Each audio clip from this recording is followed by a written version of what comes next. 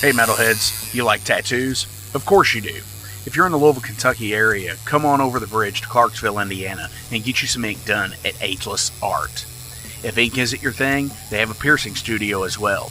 Visit agelessartclarksville.com to see some frequently asked questions, meet the staff. The shop is open Monday through Thursday, 12 to 8 p.m., Saturdays, 12 to 10 p.m., and Sundays, 12 to 6 p.m., all appointment-only spots.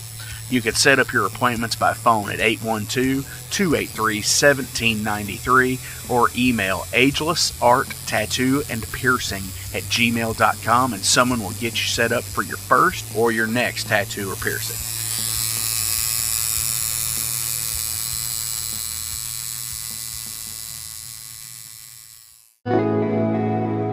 Hey, it's Jeff McNichol down here at Mom's Music, 1900 Melwood Avenue.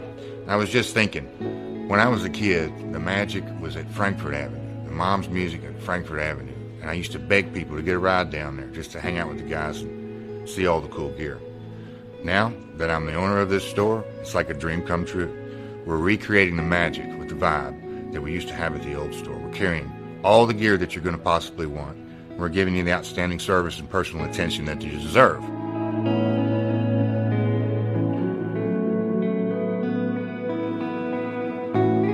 Yeah, so we've got the great guitar shop here. We're carrying USA Fender, USA Gibson, Paul Reed Smith, Gretsch, Jackson, Charvel. Anything you could possibly want, we're going to have it for you. Mom's is, and always will be, Louisville's music store.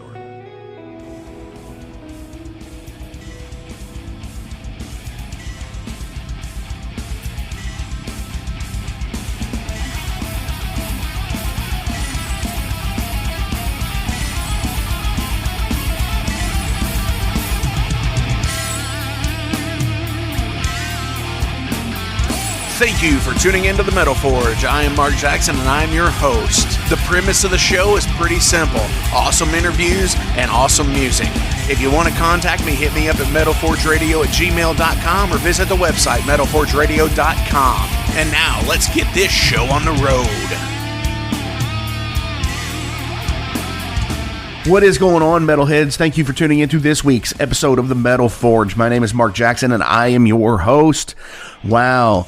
Such an awesome week. We're a couple weeks into March already, and here in the Louisville, Kentucky area, they're expecting some snow today, and it's just like, what?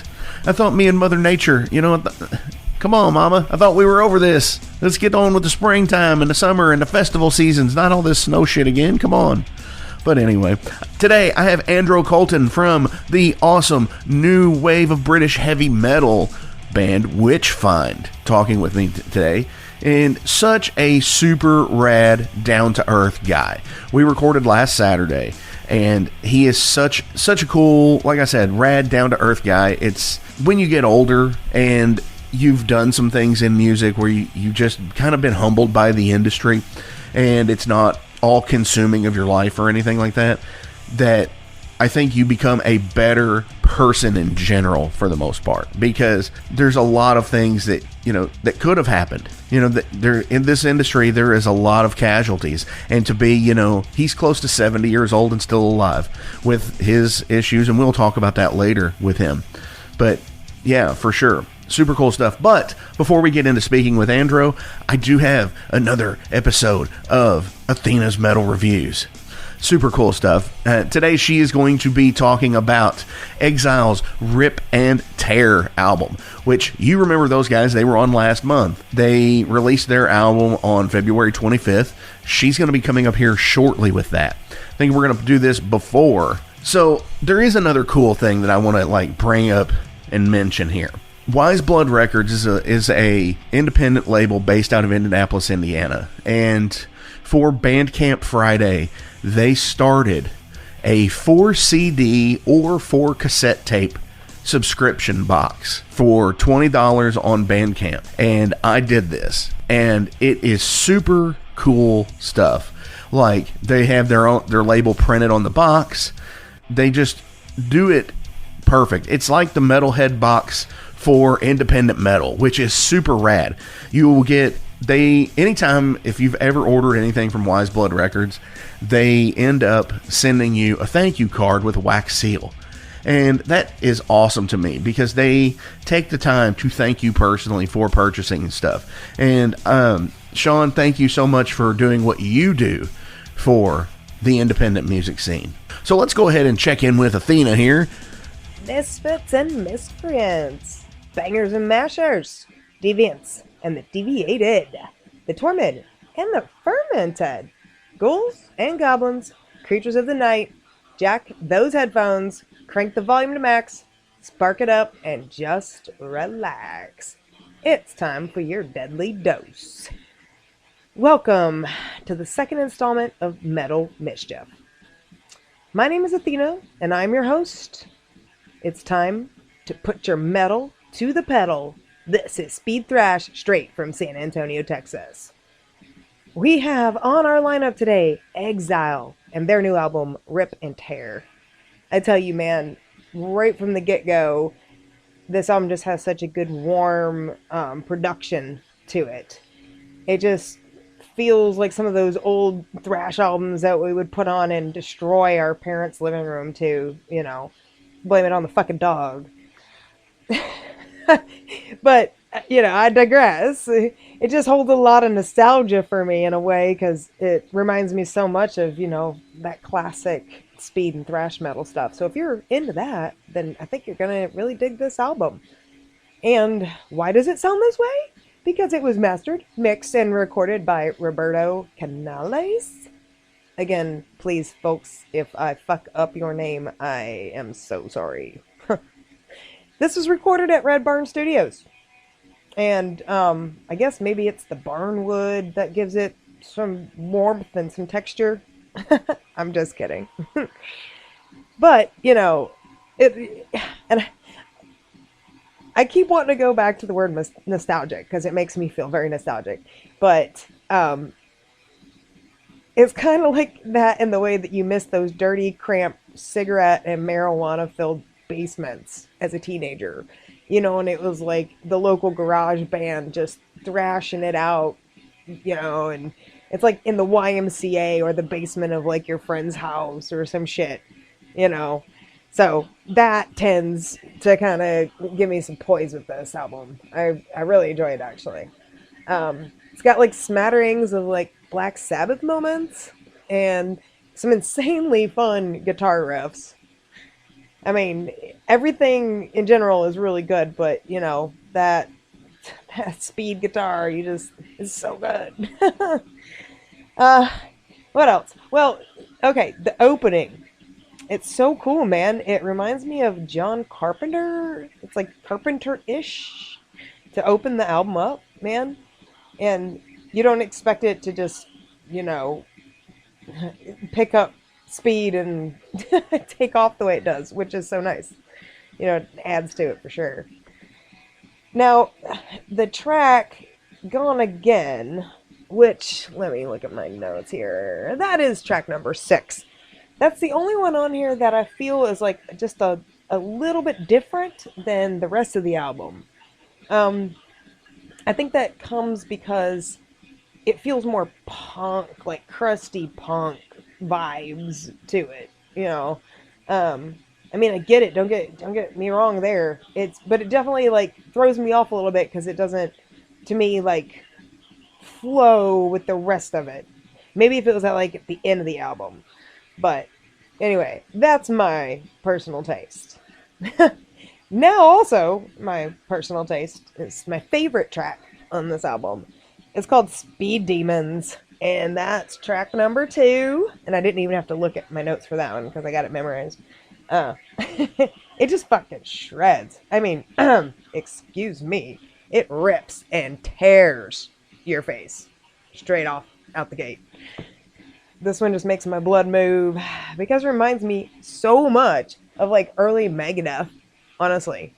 Hold on, give me a second. Let me take a sip of my beer. Yeah, I mean, again, I'm going with that nostalgic feeling, but I love Megadeth, so that's nice.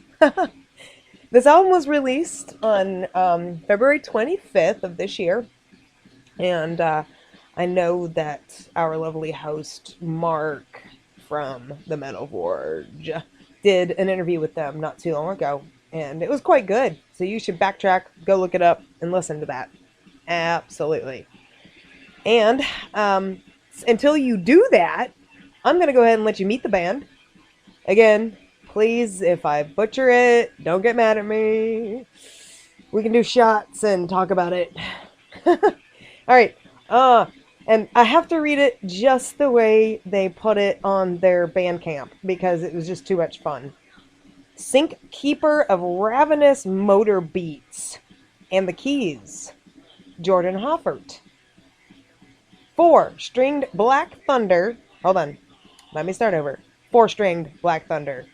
And lead vocal destruction, Austin James. And then we have the Hellish Blues Disturbance / Secondary Overkill Throat, which that's probably my favorite line in that whole thing is Secondary Overkill Throat. Fuck yeah, it's so good. And that is Big Joe Aguilar? Ha, I think I got that one. Alright, and then we have Quentin Sarina and Jordan Hoffer, again, keys and synths. Again, back to that really awesome, like, Halloweenish opening to the album.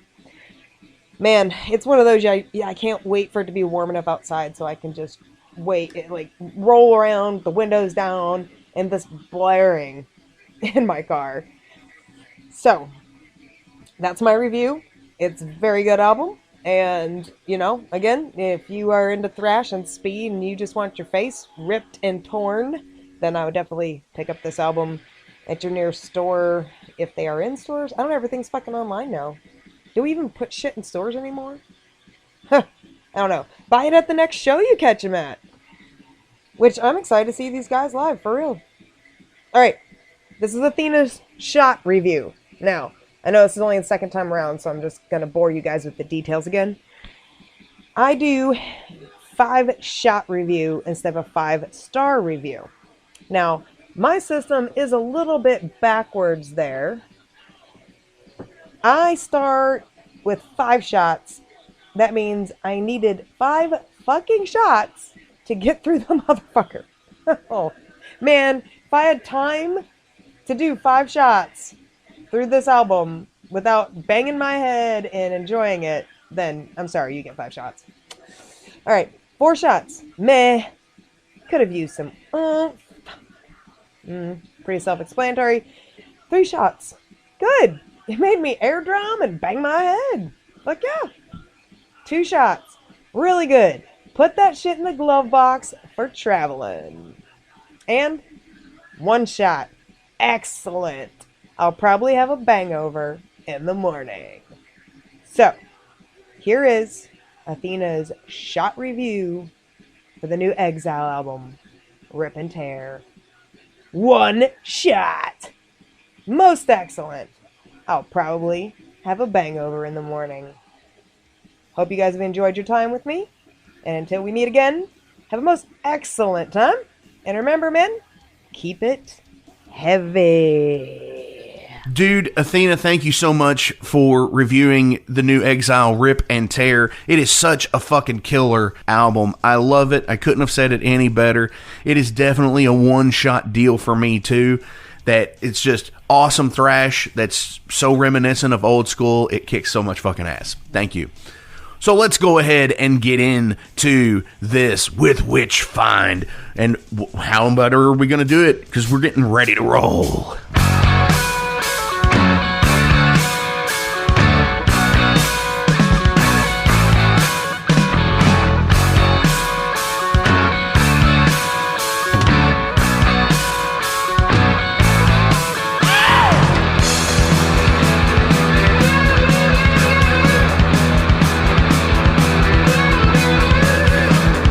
Pretend that you ain't feeling restless. In your mind, you're asking who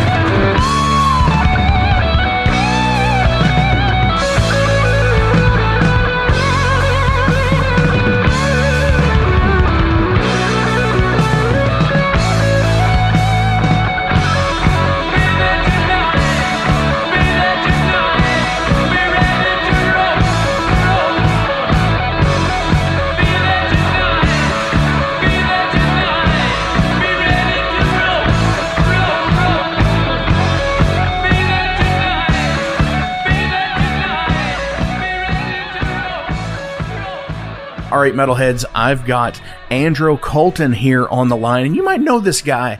He was in the band Witchfynde, and now he's doing a 40th anniversary Give 'Em Hell release of some stuff. Dude, Andro, how you doing, man? I'm doing fine, thank you, Mark. Absolutely great. Yeah, and this is always fun. I always enjoy getting to talk to people overseas because, I talk to so many people in North America that it's still a real treat for me to be able to talk to people in the United Kingdom and so on and so forth. So how's everything over there right now with everything going on? Yeah, it's a bit bad in the way that we've really suffered music-wise with COVID. Everything just shut down. Brexit has not also made it very difficult because we can't even get into Europe at the moment.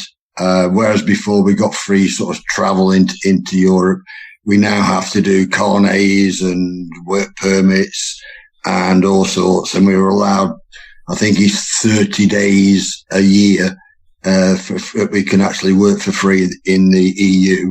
Whereas before it was, like I say, you could just go in anytime you wanted. So yeah, things have been a little bit difficult in the way of doing music, but yeah, we survive and things are back on the go. Like I say, we've got shows are beginning to come back, and people are actually getting a little less frightened of catching COVID and actually coming out and seeing people play.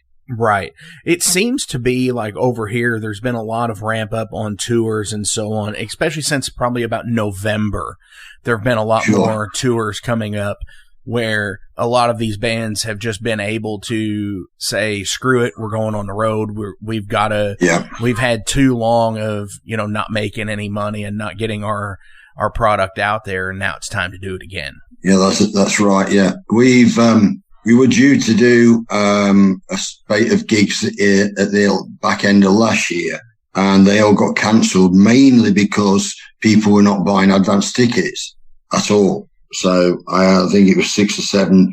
We had one every weekend in December, right up to New Year, and all of them were cancelled pretty well at the last minute, mainly by the venues because of poor ticket sales. Right. Because nobody wanted to go out. Right. And that's something like where on two different levels of musician, where when you're just playing shows when you're young, just to have people show up and see what they like. But then when you get to an established name and you've got to have a ticket sale or an advanced ticket sale or anything like that. Sure. Yeah. And then when it doesn't happen because of something like a COVID happening or, a natural disaster or whatever you want to say, I imagine it's extremely hard to be in that position. Yeah. There's a lot of people who are professional musicians, and it was very, very difficult to get any help from anywhere in the way of, loans the government gave small businesses loans to get them through the COVID period. But for musicians, it was very, very difficult. And a lot of people had a lot of mental issues. Their mental health went down the hill. And I've got friends who live not too far away, and they were really on the edge because there's nothing they could do. Right. Because most musicians haven't got home studios, so they couldn't even make music.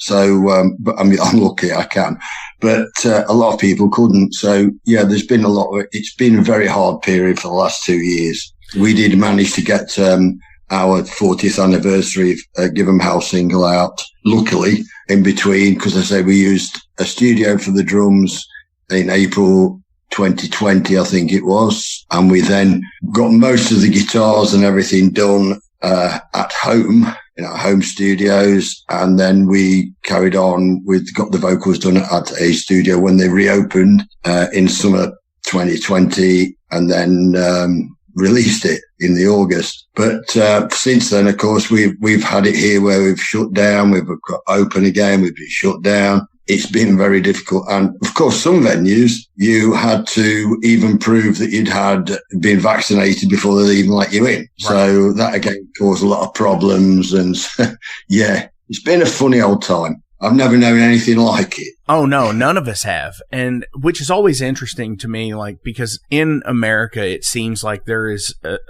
particular group of people that are so anti-vaccination. Yeah. And just like, they feel like it's infringe on their rights and stuff like that. Yeah. And we've got them out. Do you all have people like that over there too? Yes, we do. Yeah. See, I don't get it. I don't understand people like that. Yeah, I don't either. But my brother was he was a research doctor. He worked at Imperial College in London and elsewhere, and he actually worked with the guy at Imperial College that actually invented the protocols for the Pfizer jab. So, and he left there 20 years ago. So this is not a new thing like they keep saying, and it's all brand new. This RNA thing is not a brand new science. It's been around, but of course we've not needed it. And the actual things it can do is, I mean, I had cancer I was diagnosed with cancer in 2017, myeloma, bone marrow cancer, sorry. Right. And for things like that, the RNA, because it targets specific things, is a great thing for the future. But the point is, we all had vaccinations when we were children, and we're still here. Right. I've seen what polio can do to people that didn't. I don't know if you know the band Enduring and the Blockheads from the 70s, but he had polio. He got withered arm. He got, a little tiny hand. He was, crippled by it. Because we had vaccinations, we haven't got it. Right. You can't kill things off, if people don't behave. I mean, I saw an advert for the Spanish flu in San Francisco in, 1918? And they were saying exactly the same thing to people as they were for the COVID virus. Please take the vaccine. It won't kill you. And it was virtually word for word what was put on, on each government was saying about the COVID vaccinations. Right. I've had 3 fully vaccinated. I mean, the point is, it leaves so much paranoia behind now. It's a bit crazy. Welcome to the night. You think you know Night Demon? Then the Night Demon Heavy Metal Podcast is for you. Step into the darkness as we peel back the curtain to give you an unprecedented, all-access look into the mind and the heart of the demon. We're talking band history, song analysis, studio anecdotes, stories from the road. It's everything a diehard Night Demon fan could want and more. This is the only place to learn the inside scoop, the deep dive trivia, the untold tales from the band members themselves and those closest to the Night Demon story. Need more?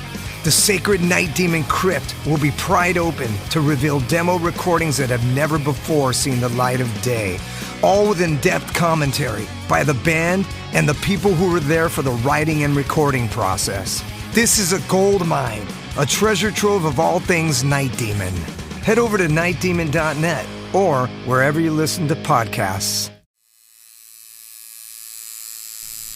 Hey Metalheads, it's with great pleasure I get to tell you guys about a new sponsor to the Metal Forge, Ageless Art, New Albany. After 20 years of owning and operating Ageless Art in Clarksville, Indiana, Phil Garrett had a vision for a new type of tattoo studio. Something that is clean and modern, sleek, refined, inviting. And he's done just that with Ageless Art in New Albany. You can find it at 2736 Charlestown Road, New Albany, Indiana, 47150. Business hours are Monday through Saturday, 11 a.m. to 7 p.m. Sundays are 12 to 6. All sessions are appointment only, so give them a call and go get you some new ink. Or if it's your first time, go get your first one, baby. Hey guys, Wrestling Steve of the Wrestling Steve Show here. So if you're currently listening to the Metal Forge with Mark Jackson, then you understand that Mark Jackson has a pretty discerning taste when it comes to music as a whole. You'll also understand that he has a discerning taste for professional wrestling, just like me. My show is called the Wrestling Steve Show. I talk about modern and classic pro wrestling in a completely unbiased, unfiltered way. Be sure to check me out on all available podcasting platforms.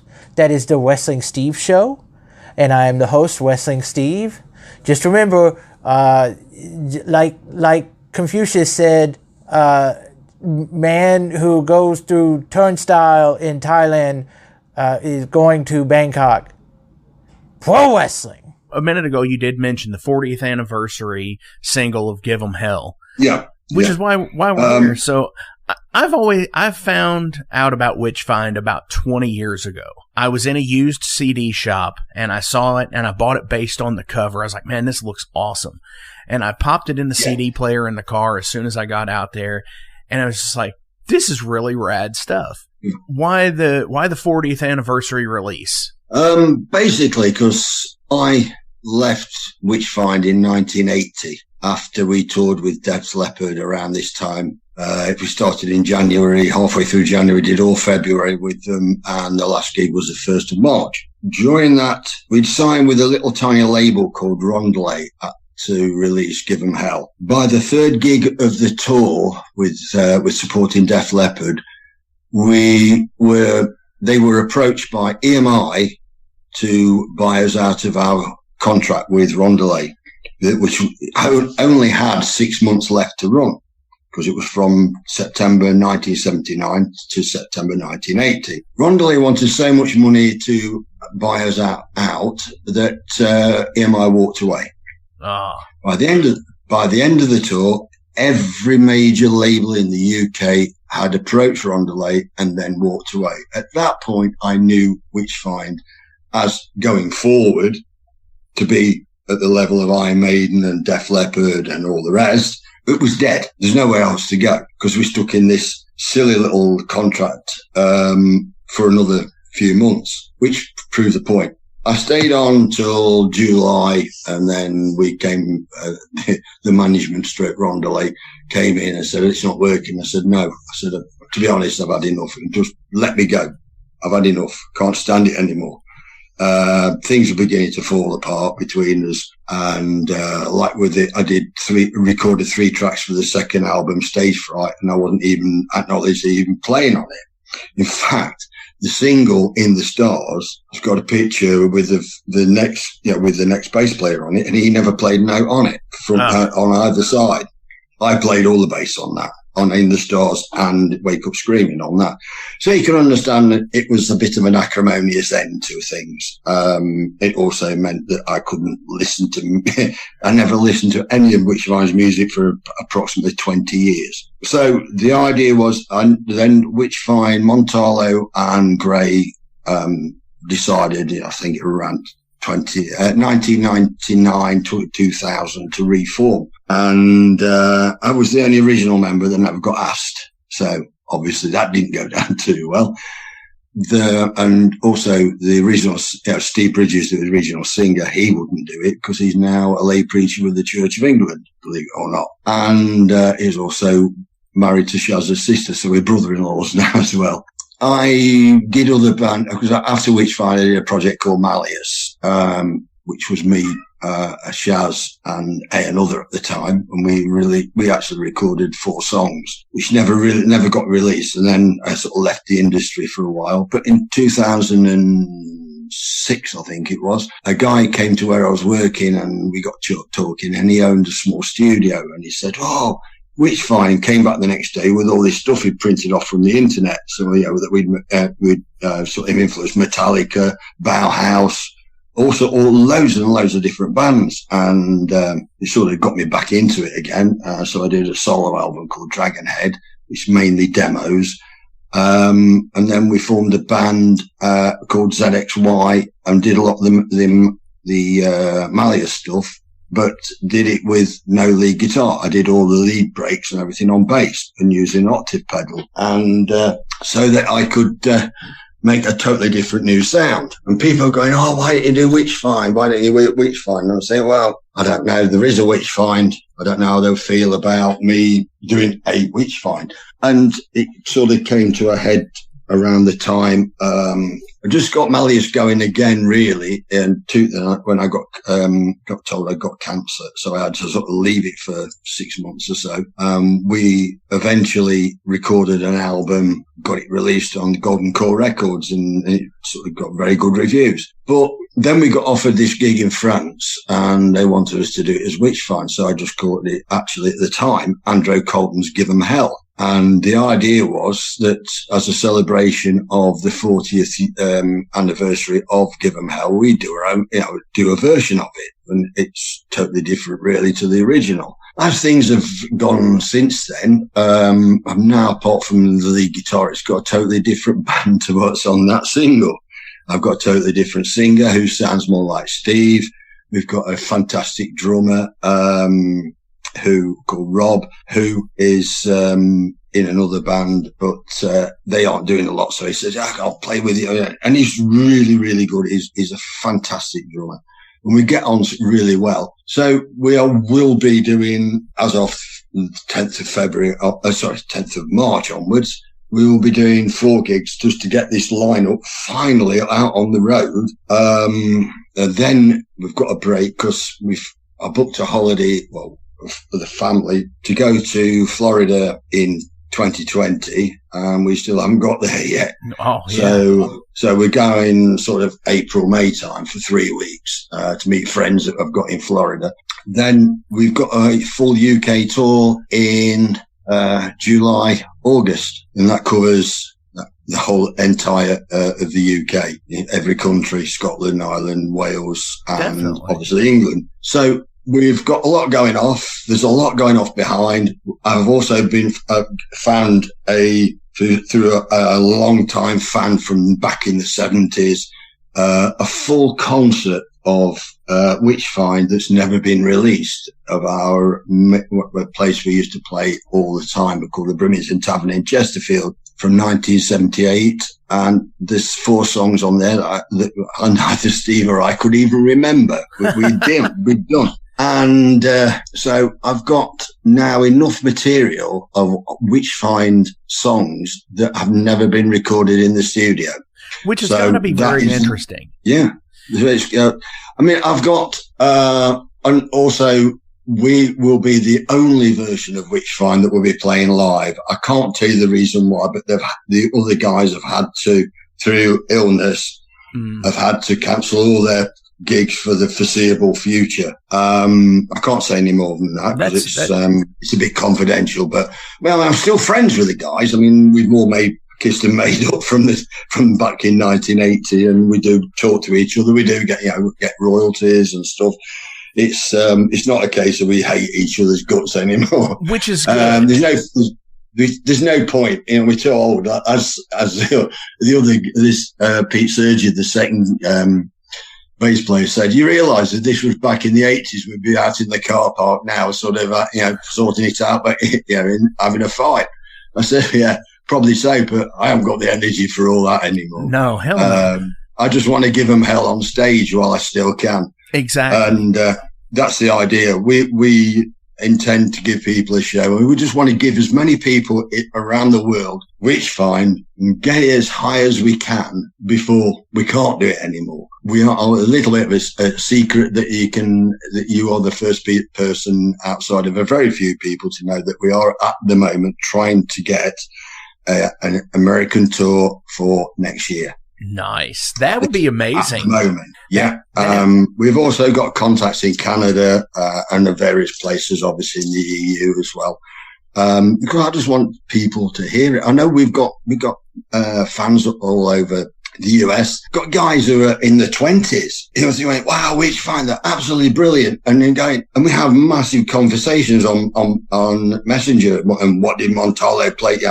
What pedals did he have? What amps did he use? What did you use? And all the rest of it. And they're really keen. And it's great. Also, that we're going back to the influence thing. They have a band and they're influenced by what we did and Witchfynde General and all these other new wave British metal bands. And these young ones are influenced by us. Right. Where, and it's great. I mean, there's a guy who I know in Italy. He friended me on Facebook and said that Give 'Em Hell was not just an influence on his music career, but his entire life. And if I've done that for one person, then my life's complete, sort of thing. It's a case of, I do this, you like it, you're influenced by it, now it's your turn to carry the torch. Exactly. And carry it on. I 100% agree with that right there, because if you can influence just even one fan out of the 6 billion or 7 billion people on the earth, as an artist, my job is done. Yeah, of course, I'd love to do that with all however many billion people are here, but, even if it's just one, that is so fulfilling at the end of the day. Sure. Yeah, and of course, to say with it sort of ending abruptly as it did in 1980, the idea is to take it on from that position and go even higher than it was before. Absolutely. And hopefully that will happen. We've got management, we've got everything that we really need, and I'm at an age now where I don't need to go to to a 9-to-5 job. Music is my life. Right.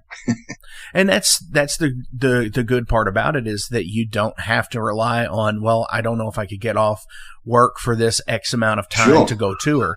So that's one of the things I want to always try to say to younger listeners out there is take that chance and go on tour when you are still young enough to do it, because you can always get a job and work when you're older. Sure. You don't always have the chance to go on tour when you're older. No, I mean, we were, Steve and I, when in 1979, were both working. When we signed the contract, we were still working. And suddenly in January 1980, Rondelay Records came to a gig that we were doing and said, go to work tomorrow and pack and tell them you're quitting your job. Well, you're supposed to give a week's notice. I absolutely went and spoke and said what had happened. And luckily the company said, that's no problem. Good luck to you for the future. No worries. We'll sort your payout and everything else. And I walked out there and then. I went straight out and we went to a big music store called Clarksville Sound Centre in Mansfield, and I bought a new jazz bass, and we bought various bits of equipment because this was like Tuesday. Thursday of the same week, we were travelling up to Edinburgh to stop overnight because the first gig with Def Leppard was in Aberdeen at the north of Scotland, and that was it. We're now a professional musician. Wow. Not that I didn't get paid a lot, but that's how it happened. And, then you were sort of mixing with the likes of Pete Mensch, Lieber Krebs and Def Leppard and A&R Men, and it was a totally different world. So not exactly the Yellow Brick Road at times, but there you go. So let me ask you about that. Before that happened, before they came in and said that, hey, go in tomorrow and quit your job because we're putting you on the road with Def Leppard, had you all done any kind of extensive touring before that? Did you do like more than just like a Friday and Saturday gig, or did you do like 3, 4, 6 days in a row any time before that? The only time was when we did sort of mini tours of the northeast of England around Newcastle upon Tyne. They would get you in a club gigs, and you get 5 or 6. I mean, sometimes you play twice a day. We played Sunday lunchtime, at one club, and then played in the evening, at another place. But normally, most of the gigs in the UK at that time were weekend, Fridays and Saturdays. But we used to play virtually every weekend, and we didn't stop in one particular place. Apart from London, which was extremely difficult to get into, we played everywhere from Canterbury in the south. We've actually played on the south coast, just near Southampton, and all the way up to Newcastle. We played in Wales. We played in Liverpool, Manchester, all over the place in East Anglia, Norwich and Ipswich, and anywhere that you could find. It sounds like. Anyway, because what we used to do, there used to be a music paper came out every week called The Melody Maker. And in the back of that was a gig guide. And also the gigs, it tells you who was on, where it was, and a telephone number, which made it very easy to get new gigs without having to use agencies or anything like that. And Montalo wasn't working, so he could run it from his house, basically, and get us all the gigs. And that's what we did. And most weekends we were out playing at least one or two nights a week. And when we didn't, we always rehearsed midweek on a Wednesday in the evening and all day Saturday if we hadn't got a gig. And that's how we could produce so much material.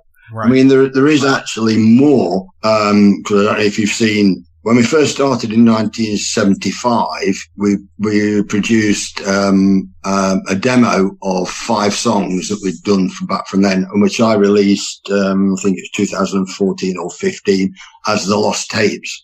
And we didn't get anywhere. We actually walked around all the major labels in London one particular day, and we got interviews with certain people, and it was rejected by everybody, basically.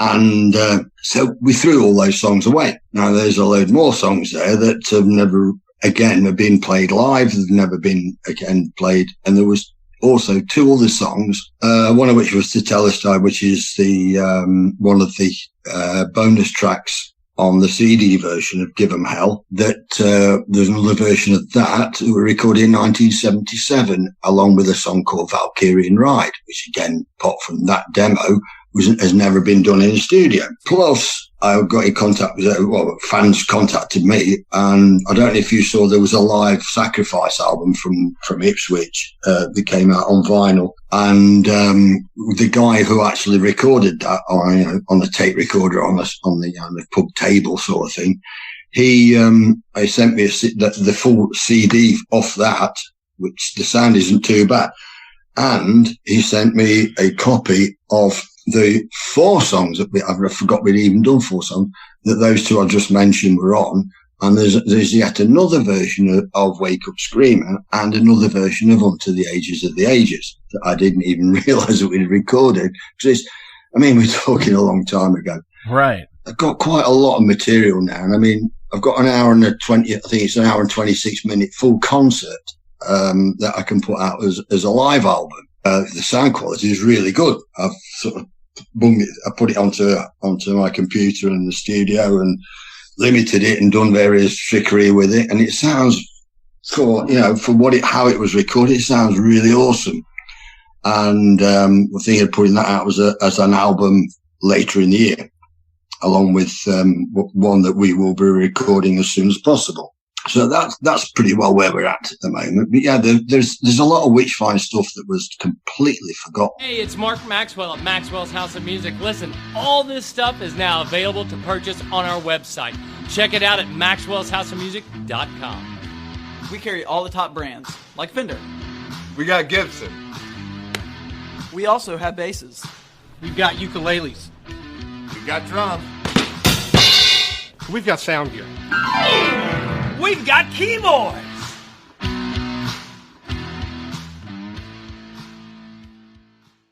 It's Gonna Get Weird is the name of the podcast. We're on season 2, so you have a whole season to get weird with Frank Green and Scott Clark. The best part is there's always laughter. Oh, yeah, you can pull that out. We have national touring comedians, NFL stars, rock stars, your local friends. It always gets weird. Weird answers. Have y'all ever snorted coke off of a 78 Pinto? No? You ain't no man. Weird questions. Who had a bigger cocaine habit, Jock Sutherland or Kaywood Ledford? Neither one, because they stopped beating their wives. And weird we never even thought of. Well, no. My friend is on acid, and I sent my friend to go find a payphone so that I can call and turn myself in for murdering this guy and ruin my life. We love all types of people, but we don't love all people. Weird. It's Gonna Get Weird is the name of the podcast, available everywhere. And thank you to Big X Sports Radio for being a proud sponsor of It's Gonna Get Weird. Frank Green, Scott Clark. Yeah. But I do want to switch gears here, and I want to ask some general profile questions about you as a person. Yeah. And, just like I like to know what makes people tick. We're all artists. We're all musicians. Sure. Are you currently reading anything? I'll be honest, no. I haven't had the time, to be perfectly honest. I've got a lot of things that are on. We are sort of refurbishing where we live, and I'm doing it mostly myself and having and having sort of, it's part of my myeloma because it gives you broken bones. Right. It sort of gives you osteoporosis was the word I was looking for. I ended up with 5 compression fractures of my back. Oh my God.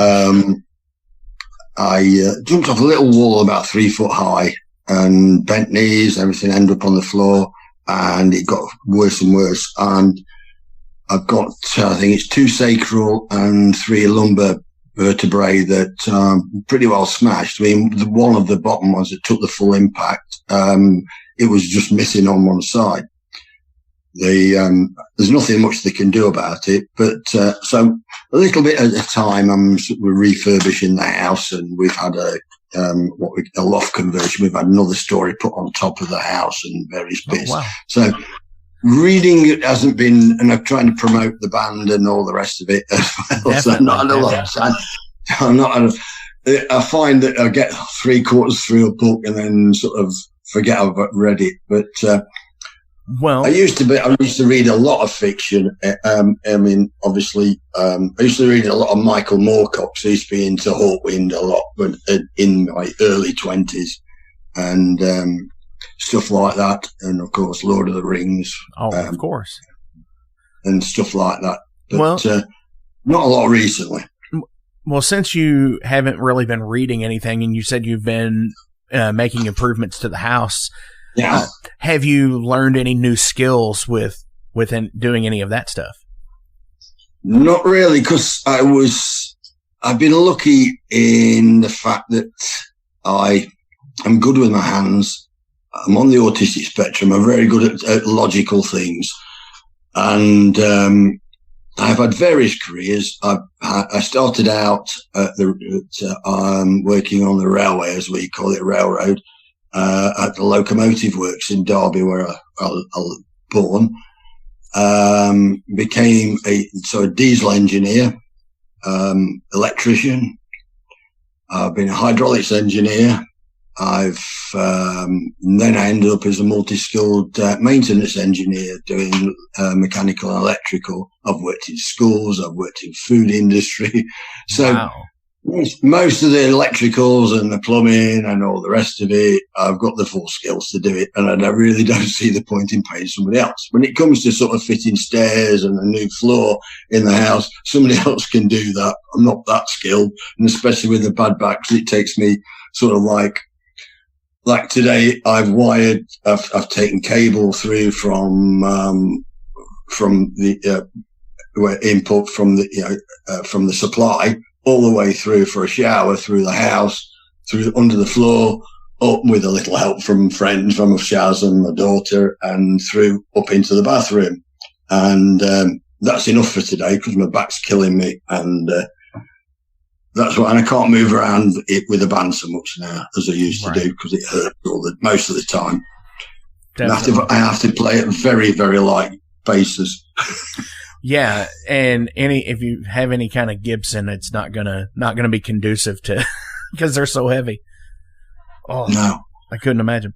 Do you listen to any song in particular before you play a show? Usually nothing. Usually nothing. Interesting. Yeah, it's going into a clear headspace. Yeah, I tend to like to be on my own for a little bit to get, not in the same way. I don't know if you've seen the film Still Crazy, which there's a lot of truth in that film. It's a British film. If you haven't, it's well worth watching if you can find it. It's very, very true about a band that reforms. Let's put it that way. And the singer, he stands there looking in the mirror, telling himself how good he is. Not that, it's just like to bring myself into the zone. I'll go back into the staging room, get ready, then make sure everybody's organised and make sure everything's done. And then we have a definite sort of stage thing that we come on to. I mean, we've got, for the show, we've got, I've got an intro, which is the start of Black Sabbath by Black Sabbath. And we get to the point where we come on in black. We have a pulpit and a book, which is supposed to be the grimoire of the Book of Spells. She has come on with a cape, with a hood, black cape on. And when Ozzy sings, what is this that stands before me, a figure in black, you just point to somebody in the audience. By that point, we should have the guitars ready and everything else, and then we come on. But we've got 2 massive columns at the side of the stage with life-size skulls on them. We've got flame effects, we've got banners, so the idea is to give somebody a show, not just come on, oh, we're Witchfynde, blah, blah, blah, and do that. We want to make people remember it when we come out on stage. So that's it, basically.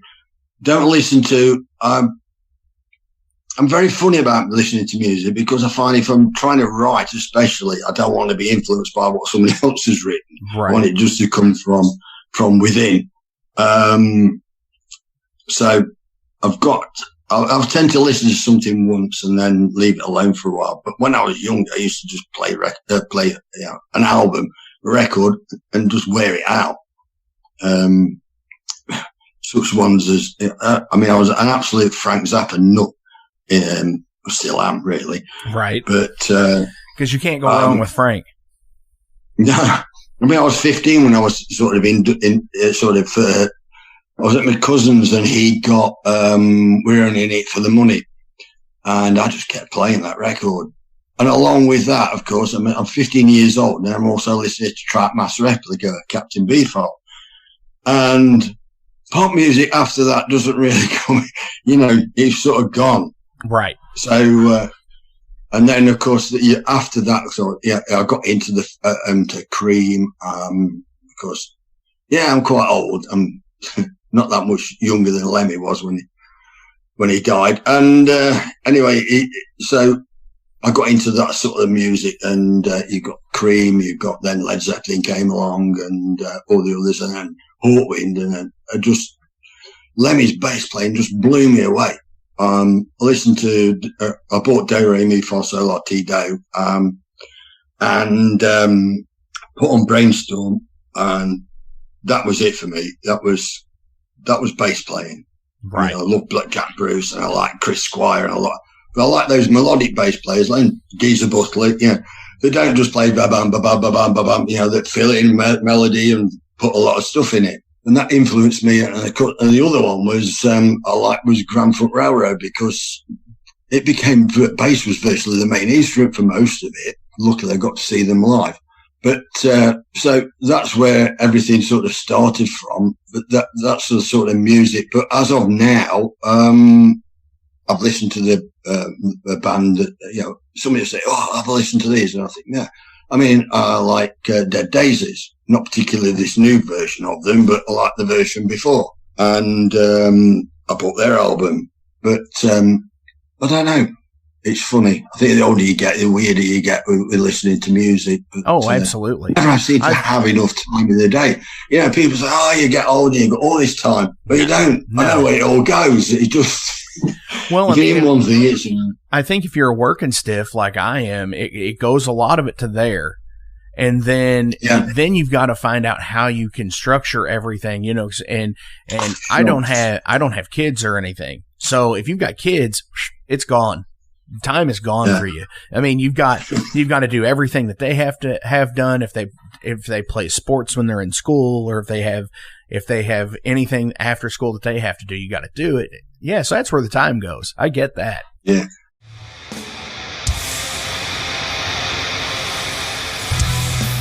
Hey everybody, let me tell you about the new sponsor to the Metal Forge, Unchained Tapes. They're an independent Pennsylvania tape label. They focus on extreme metal and punk with a killer approach to the tape scene.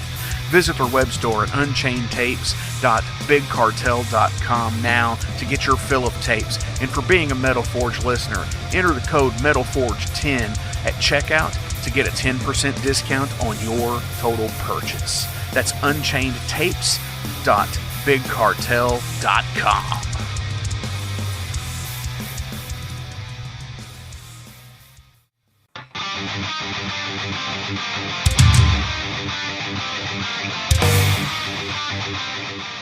Hey, let me tell you guys about Mercenary Press. They're an independent London label and distributor of all things metal. Mercenary Press delivers the goods from their own independent zine. Trust me, you're going to want to get in on that. To distributing various bands from all over the world, including Cramp from Spain and Sadistic Force from Texas. Visit mercenarypress.bigcartel.com to find out what all they have in stock and what you can order. And for Metal Forge listeners, enter code MetalForge to receive a discount on your total purchase at mercenarypress.bigcartel.com. Check it out now.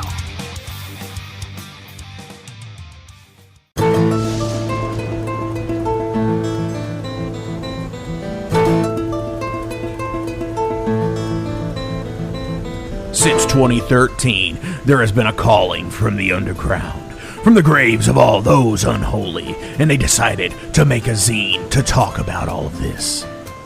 Soulgrinder Zine, an independent metal zine to keep you informed on all things metal and horror from the underground. Available in both print and digital formats, they're bringing you the best interviews and reviews out there today. Not only do they do the zine, but they also do compilation CDs. Check them out at facebook.com/soulgrinder.zine and start your subscription now.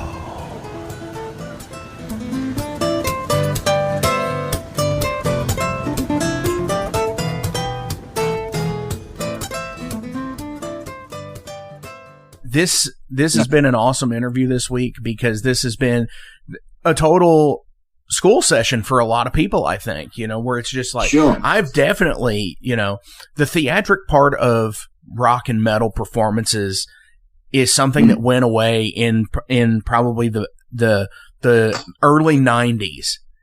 And then all of a sudden, everybody might have had a stage like banners and backdrops and stuff, but actually doing nice, cool effects and stuff. I don't think in rock and metal we didn't get anything like that again until like Rammstein came along. Yeah, I mean, I think they take it a bit far. I mean, sometimes, get a bit ahead.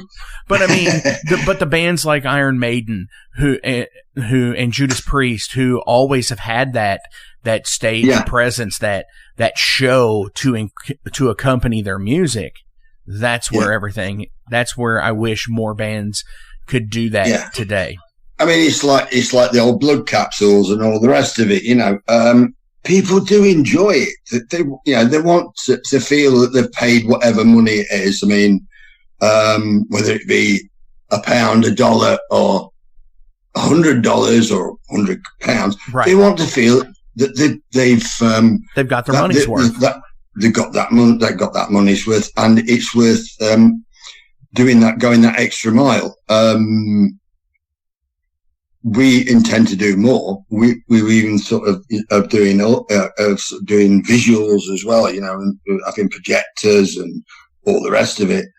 Things that we talked about in Witchfynde, but we never really got to that point and also the technology back in the day. It was a few flash bombs and that were it. That was about as much as you could do. But I mean, we used to do Unto the Age of the Ages, and we had. In fact, it was Montalo's dad and his uncle. They bent a load of tubal and made a stand, and we used to have an incense bowl and an incense burner lit, and we used to pour incense into the bowl in the middle of Unto the Age of the Ages and make it like a ritual. And we used to have witches' brooms on stage, but it all makes for a show, right? It reminds me of the story. When you're talking about like the incense burner, it reminds me of the story from Hawkwind that Lemmy told about they used to lock the doors and give people and spike the drinks with acid and stuff like that.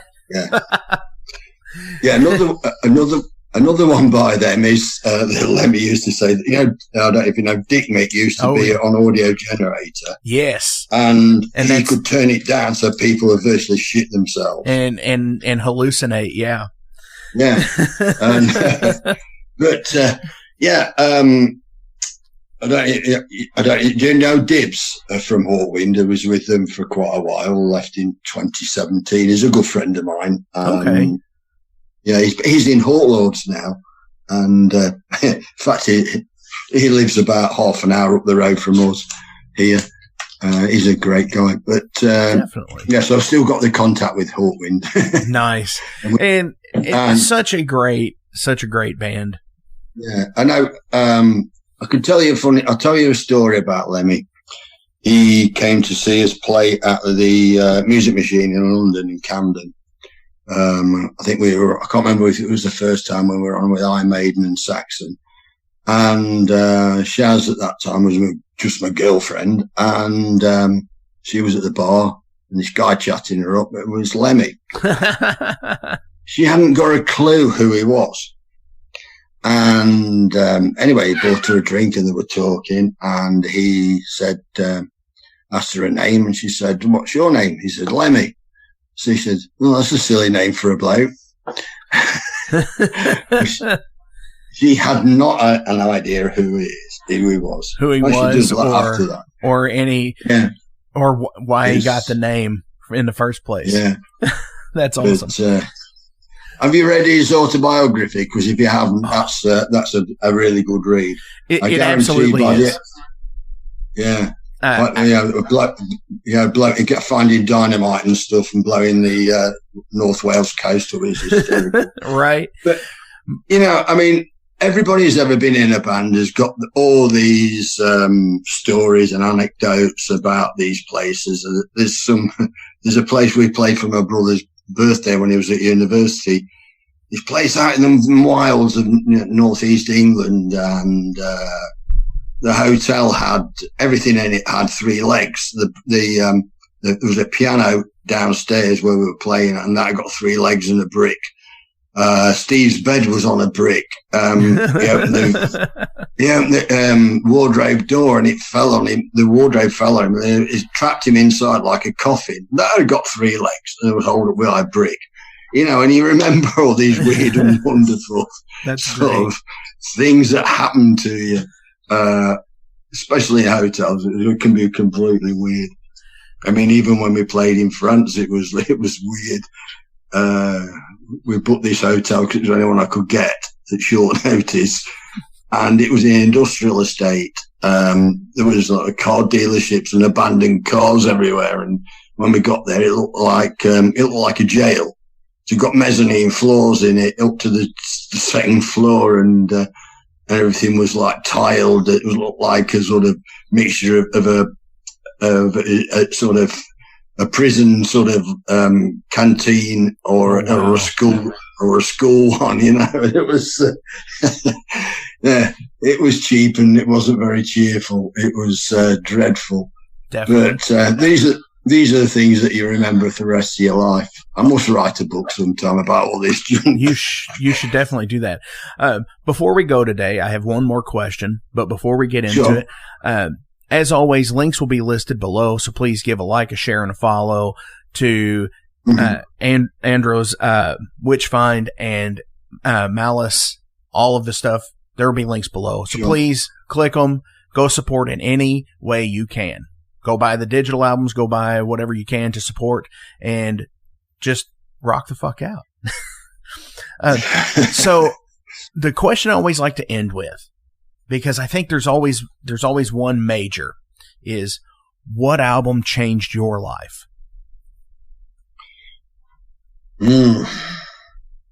That one, you're going to get a hiatus on that one because I'm going to have to think. There were so many in the early 70s that were an influence, but I will put it down as the Grand Funk Railroad live album. I think as an album, then the Mal Shear's bass sound influenced me to a level that all the rest didn't. I mean, yeah, I've bought Led Zeppelin. Funnily enough, I've only got one Deep Purple album. I've got plenty of Frank. I've got plenty of Captain Beefheart. I've got sort of all sorts of weird and wonderful bands from that. But that is the one I will go back to. And I would play the second track of side 1, Paranoid, and Heartbreaker on side 2 till the vinyl wears completely out. But that one album is Grand Funk Live. Yeah. Which the one from Night. Right. And I think what I can agree with just like hearing the tone on that is just absolutely amazing. And for it to be a live album, I think, in the day like that, it really makes such a difference. The live albums really made a lot of bands then. Yeah. I mean, because a lot of bands, were far better live than they did on album. Even, take Status Quo. I mean, most people think, but live, they were totally different. People actually go mental. I mean, their fans, they used to trash places and all sorts. I mean, they were absolutely phenomenal live. But a lot of the time, their studio albums and studio records didn't sort of stand up the same way as that. And there have been quite a few who were like that. But, and then of course, there was other bands who were crap live and really bad. The records could be phenomenal. But, I mean, but I've got, like I said, I've got so many influences. I used to like, early prog rock, sort of early Genesis with, Peter Gabriel, Yes, and all those sort of bands. And of course, and then 2012 came along, Rush, and you play side one and you think, what the hell is this? Right. But there are several Witchfynde songs that were extremely influenced by Rush. And people actually had one quote which said that Leaving the Deer is the one song that Rush wished that they'd written.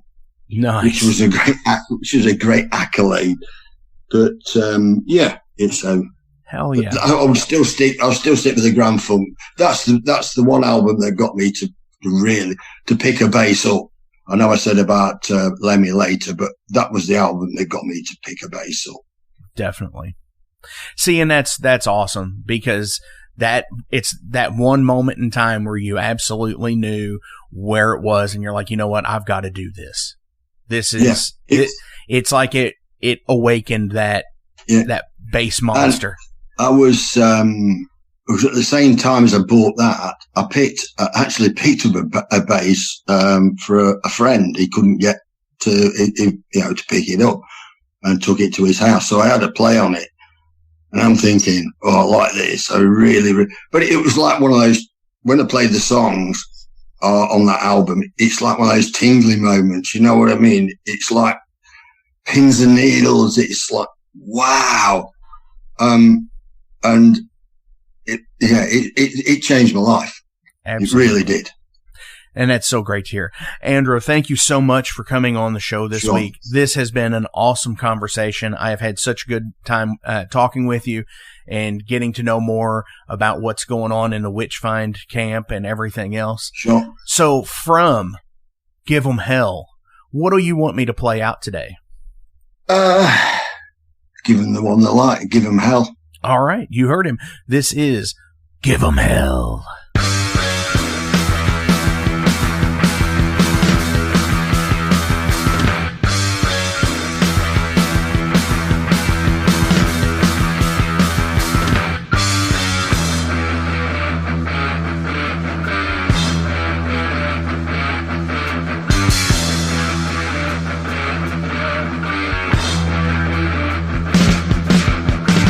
If the powers that be tell you, then never wait.